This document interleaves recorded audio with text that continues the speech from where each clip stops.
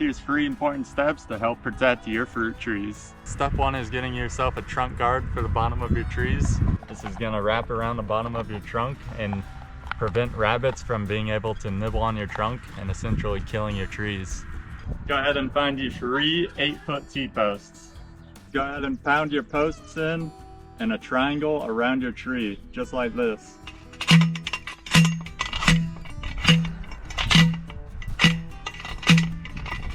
Then go ahead and grab your 7-foot tall deer fencing and some zip ties, guys. Go ahead and wrap your netting around all 3 T-posts, and then go ahead and cut off what you need.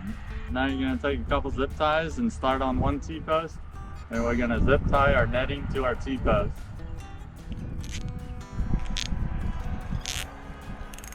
Then you just wanna make sure once you got your first post done, you just wanna pull your deer netting tight, and then go ahead and do a couple zip ties on your next post.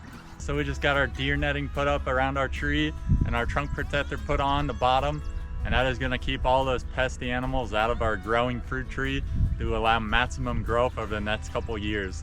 Make sure you stay tuned and follow for more tips on the homestead.